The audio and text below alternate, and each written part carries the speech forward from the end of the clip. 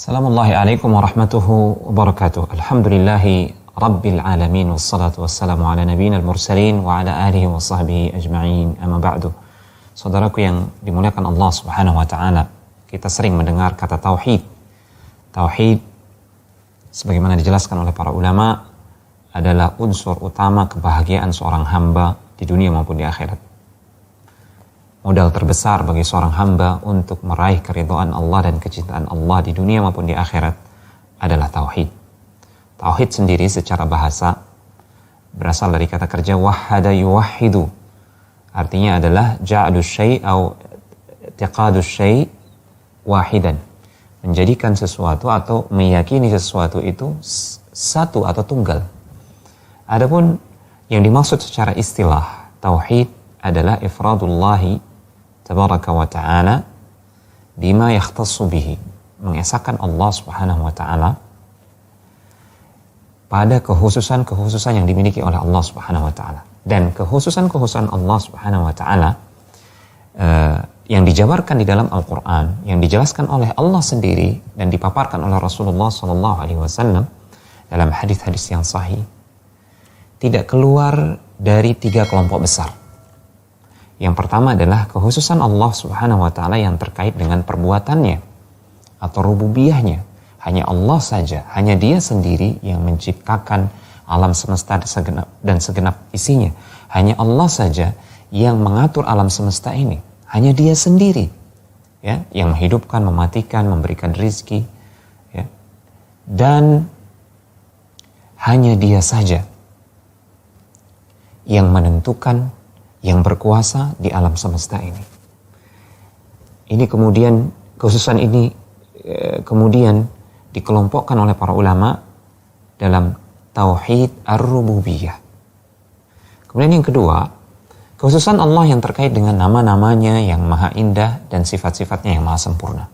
Hanya Dia pemilik nama Allah, hanya Dia pemilik nama Ar-Rahman, sekaligus hanya Dia pemilik nama dan sifat yang maha pengasih dan maha penyayang, yang rahmatnya meliputi segenap makhluk, yang begitu luas, tidak terbatas. Hanya Dia yang memiliki sifat tidak pernah lelah, tidak pernah tidur sedikit pun. La ta'khudhuhu sinatun wala naum. Allah sama sekali tidak disentuh oleh rasa ngantuk, apalagi tidur. Hanya Dia yang tidak tercipta, tidak diciptakan, karena Dia adalah pencipta. Hanya Dia yang tidak memiliki anak dan tidak membutuhkan pasangan. Hanya Dia yang tidak membutuhkan segala sesuatu selainnya. Ini adalah kekhususan Allah Subhanahu wa ta'ala yang terkait dengan sifat-sifatnya dan nama-namanya yang maha sempurna. Kemudian para ulama mengelompokkan kekhususan-kekhususan ini, ya, terkait dengan kita sebagai hamba yang mentauhidkan Allah dalam asma wa sifat. Para ulama menggolongkannya dalam tauhid al-asma wa sifat. Kekhususan Allah yang ketiga terkait dengan perbuatan hamba dalam beribadah kepada Allah Subhanahu wa ta'ala. Bahwasanya hanya Dia, Allah Subhanahu wa ta'ala, hanya Dia yang berhak untuk diibadahi. Maka kita wajib mentauhidkan, mengesahkan Allah Subhanahu wa ta'ala, menjadikan Dia satu-satunya yang berhak untuk menerima ibadah yang disyariatkan, ibadah yang hak. Ini kemudian dikelompokkan oleh para ulama dalam tauhid al-uluhiyah. Kita wajib mentauhidkan Allah pada 3 kekhususan Allah ini.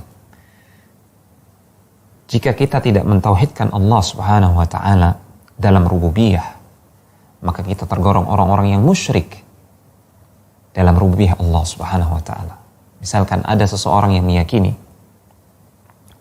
bahwasanya ada selain Allah Subhanahu wa ta'ala yang mampu mendatangkan manfaat dan mudarat.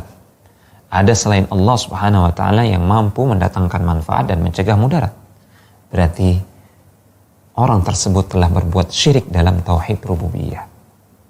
Dia keluar dari Islam. Jika ada seseorang yang berkeyakinan bahwasanya ada selain Allah Subhanahu wa ta'ala yang memiliki sifat-sifat seperti Allah Subhanahu wa ta'ala, memiliki sifat yang sempurna, seperti Allah Subhanahu wa taala, maka seseorang tersebut telah jatuh dalam kesyirikan pada al-asma wa sifat. Manakala ada seseorang yang menduakan Allah dalam ibadah, di samping dia beribadah kepada Allah, dia juga beribadah kepada selain Allah, kepada malaikatkah, kepada nabi, kepada orang soleh yang telah wafatkah, atau kepada bintang misalkan, kepada jin apalagi, atau kepada manusia biasa, atau kepada dukun, kepada paranormal. Jika dia mempersembahkan sebagian ibadahnya, jika dia berkorban, menyembelih kurban misalkan kepada jin untuk mendapatkan maslahat yang dia asumsikan, dia anggap dia bisa mendapatkan maslahat dari jin tersebut, maka seseorang telah berbuat kesyirikan dalam tauhid al-uluhiyah. Ketiga jenis tauhid ini diisyaratkan banyak sekali dalam ayat-ayat Al-Quran. Salah satunya adalah dalam surat Maryam, ayat yang ke-65. Rabbus samawati wal ardi wa ma bainahuma fa'budhu wastabir li'ibadati hal ta'lamu lahu samia. Dialah Allah Rabbus samawati wal ard. Rabb, ya, pemilik, pemelihara langit-langit dan bumi. Fa'budhu wastabir li'ibadati.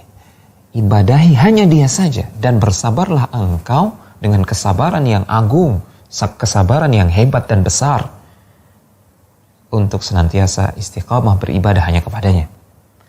Apakah engkau mengetahui ada zat yang semisal dengannya, yang setanding, sederajat dengannya, yang memiliki sifat-sifat sempurna yang semisal dengannya, sehingga dia berhak diibadahi? Tidak ada. Rabbus samawati wal ardi wa ma bainahuma, ini mengisyaratkan tauhid ar-rububiyah. Ya. Kemudian fa'budhu wastabir li'ibadati, ini mengisyaratkan tauhid al-uluhiyah, hanya dia yang berhak untuk kita ibadahi. Kemudian hal ta'lamu lahu samia, apakah engkau mengetahui ada yang semisal sama dengan Allah Subhanahu wa taala, nama dan sifat-sifatnya yang maha sempurna? Ini mengisyaratkan tauhid al-asma wa sifat. Dan banyak lagi ayat-ayat Al-Quran yang berbicara mengisyaratkan tentang pembagian tauhid ini menjadi 3. Semoga ini memberikan manfaat. Wa sallallahu ala nabiyina Muhammad wa ala alihi wa sahbihi wa sallam, wa akhiru da'wana alhamdulillahi rabbil alamin.